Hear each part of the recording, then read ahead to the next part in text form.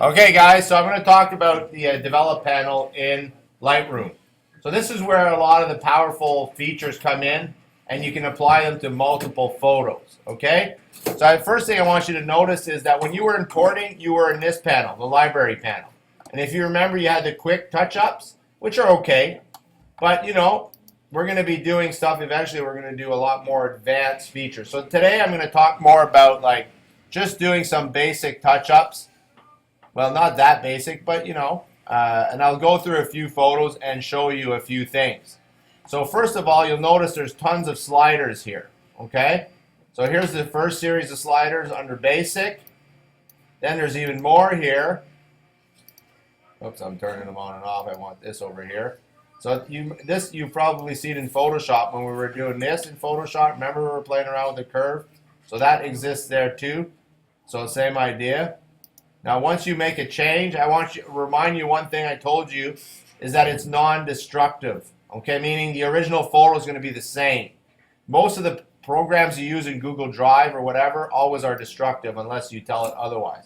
This is something I'm going to show you some advanced stuff that you want to play around with eventually when we're doing your compositions. So this is going to take all the reds and mess with them. See, you see that sign in the background? Isn't that cool? So it'll take, because that's the only real red. I thought I would have picked up his shirt, but probably his shirt is maybe magenta more. No, let's see. Not really. Maybe it's, and then you know why? Because the color balance is off, so I can't even tell. So anyways, I want you to know that's there. And there's a few others here. Split toning, which is like, you know, you can play around with that at some point if you're like wondering what it does. But let's go to the basics. The first thing I want to do is, I talked about this, is called color balance. So the camera, the sensor did not do a good job. Its brain just didn't work. It's just a machine, right? So I'm going to pick this, and this is a color balance tool. So what you do is you try to find a gray. And a lighter gray is better, but if you can't, dark gray will be fine. Is that gray? No. Bottom of the door? It's tough. Let's go here and let's hit it. See, it did a pretty good job. And you see now the picture, it looks like normal, more or less. I mean, it's limned in, so it's scary, but anyway. All right. You can tell if I said that. It's okay. All right. So here's the thing. Now I want to start playing around with the sliders. So usually each one of these does one thing, and you know, you want to like remember this rule, okay? Especially when you're working with subjects, people. Guys, you're talking. I'm recording. Thank you. So, all right, so here temperature is important. But you see, if too much temperature in this photo doesn't work, so I'm going to leave it. And this is what subtle effects, especially when you're working with people, you want to go subtle. Like going big time is like, no, that might work with objects. And we are going to be doing objects mostly, so that's fine. Tint, it's the tint of your, look, sometimes if you're not sure, look at what it does. Wow, that's awful, right? But maybe you're going for a certain effect. And the tint, so these, usually the temperature I can play around with, and we'll look at it with another photo. Exposure, we talked about this. Exposure, lots of light, no light, okay? So if you have an underexposed image, if you shot it and it looks like this, what you do is you just lift it up a little bit, okay? And Lightroom does a really good job at saving the photo and not like compromising it. Contrast, well, contrast is pretty obvious. Look, boom, boom, no contrast. Okay, it's good because you can, you know, I don't know, too much contrast looks almost fake. And I don't know, it's not something you want to do, okay? Highlights. So again, the best way to do it is to look at it. Highlights are, and no, it's, I would say you want just a little bit here. What is this here? Shadows. So instead of adding white, it adds more darks, okay? And it doesn't seem to do much for this photo, so I'll just leave it. I'll just drop it a little bit. Here's one of the things that's kind of really cool, but a lot of people don't know that it's there. You got to press the Alt key, or for the Macs, the Option key, all right? And press your button. So you see here, it'll show you if there's too much whites in the background. That's about good, okay? If the photo you're taking is like that, it's overexposed in places you don't see. Okay, and a lot of you, you know when you have one of the cameras, when you take photos, it starts blinking. It's probably because if you brought it in the Lightroom, it would look like this, okay? So you want a little bit, but not too much. This will make the photo pop, okay? And you'll see in a minute. And same thing over here, blacks. So that's pretty good, maybe a little bit more, all right? So again, I'll say I'm pressing the Alt key, all right? And down here we have clarity. And remember what I said, too much clarity makes it look like, well, you see it here, it's not so good. And here it looks too fuzzy. Remember, for portraits, there's a sort of a rule. Generally speaking, for women, you lower the clarity, and for men, you increase it, so they look more rugged and tough, while women will look softer. And you know, and that's kind of just a general rule in photography. You want them to look a little soft. Now, since he's kind of, I shouldn't say it, feminine, I'll drop it a little bit. Okay, you can tell him I said that. He's a good guy. You know, it doesn't matter. I like picking on him. Okay, vibrance. Same thing. Look at it. Like this reduces the saturation. So the vibrancy of colors. This is a little bit like temperature. The only difference is these two, I don't usually use it with humans, okay? Well, vibrance will not affect the skin tones. Look at the skin tones. They're more or less stay the same. While if you use saturation, look what happens to skin tones. So with people, you don't usually increase saturation or lower, and vibrance works best with people, okay? So that's kind of some of the mains. We're not going to use lens correction. Split toning, no, I won't play around with that. There's the first series of edits that you would do. Here's another couple things that I want to show you here. The obvious red eye, okay? How do you do it? You click on the eye. Okay, so if somebody had red eye, you just click on it, and it'll fix it. It's unable to find it because this photo is too small. I want to just show you something here. This is not actually the size of this photo. This is the actual size of this photo, okay? Or is it, this here is the actual size of the photo, all right? So Lightroom resizes it for you. So if you want to, I'm going to turn this off, obviously, and move around. You see how I'm moving around, I'm grabbing? And I don't see, you see this is a bad photo. Remember I was telling you guys whenever the ISO is not good enough, you see pixelation? When I get close on this photo, I really see it.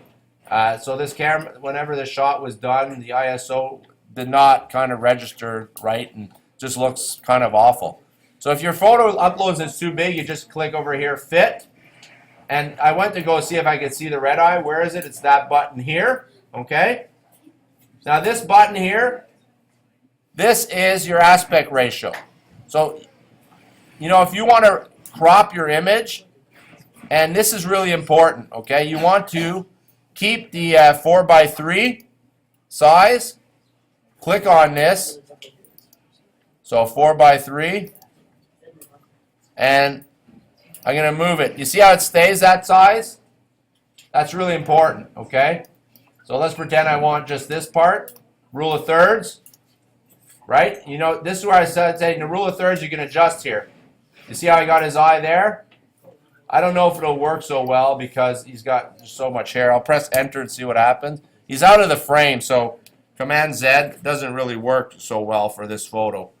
I would have to expand it a little bit. Okay? How do I do undo here? Command Z. Command Alt Z. Okay, well anyways. So there it is. That's how you recrop. But here's the thing you need to remember. Okay? So this does not look good. So this photo is just a little bit off, like in a few ways. And remember to lock this. If you decide that you want to do, because look what happens if I don't do that. Original. If I start moving this, it's still locked. Okay, I'll unlock it. Because, you know, like this doesn't really work so well. Maybe it would, you got the rule of thirds here, but when I'm going to go print it, it won't fit on the sheet right. Or it won't fit on the photo right. Okay, so that's kind of why you need to lock this. So a lot of people don't do that right. Another thing that's kind of cool here, you see the different colors here? in the color spectrum and the histogram. It's really neat to play around with that. Now I'm going to move on to the next photo. Okay, I'm going to go a little bit quicker.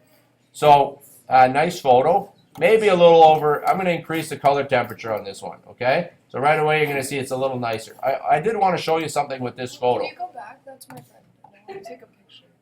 It's okay, no problem. Just give me a second. I don't know if she'll be happy that I showed her photo. Another thing I didn't tell you, if you use the backslash key, this is before, this is after. So it was a really bad photo, and now it's still not a great photo, but maybe the goal of this program is to save the photo or make it a lot better. So before, after. So I'm going to go to this shot, okay? So I've increased the color temperature. The tint, nah, I think I'm going to leave it that way. The tint's fine. Exposure, I like darker is always a little nicer, okay? Contrast, I don't know, it's fine. Highlights, a little more highlight, yeah. Shadows, a little darker, it's always nicer. I press the Alt key.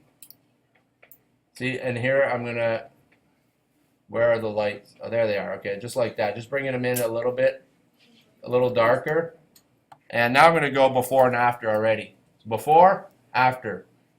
So it's already nicer. I would actually spend a little more time working on this. I'm going to just show you something with some of these advanced features here. Okay, I want the brick to be a little brighter, or change. You see how the brick is changing color? But just make sure you see it's changing the color on their forehead, which is bad. So I don't want to do that too much because now there's ways that you can select. This is spot removal tool, so if somebody has a big zit, I'll see if I can find somebody that does. All right. You see how here there's like a little code here? It tells you this photo's been touched up, okay? I'm going to move on. So this photo, there's like a glare here in their forehead. So I'm going to reduce the exposure for sure. Where is the exposure? Right here. Okay, we don't sort of temperature. No, not working. That's better lower for these guys. Highlights. Sometimes it's just looking at it is best. And you know what? Here's the thing. On the monitor, it's always harder to tell. On the projector, I mean. Okay? Shadows. Well, we'll have a look at.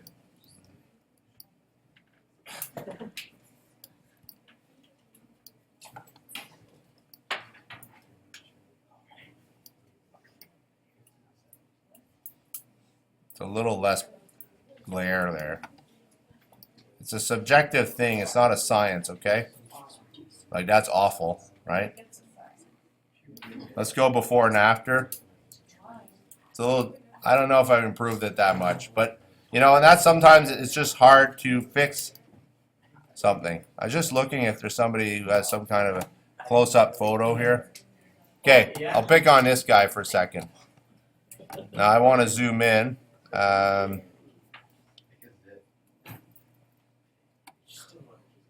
Okay. So there you go. I'm going to turn it off now. It's kind of gone. Okay? It was a birthmark, not a big deal. So that's how you touch it up with a spot removal tool. Okay? So that's it right there. I'm going to show you something else, one last thing, and I'll let you go and play. So one thing that's cool is there's presets that are already built into Lightroom.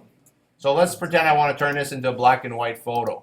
So I'm going to double click on this, and boom. There's a whole bunch of filters here. Okay? And then now if I decide to export this as black and white, I can. Now here's the thing. If there's a photo and I want to do two things to it, I am going to make a virtual copy. And I'm looking for this really quickly. Create virtual copy. So there you go. So if I decided I wanted one of these to be black and white, so let's go with this one, black and white. And then I want another one and I want to keep it in color. That's how I do it. So create a virtual copy. So I'm going to stop the video now because there's quite a bit. And I'm going to ask you to go touch up your photos. I'm going to come around and help you and give you some tips.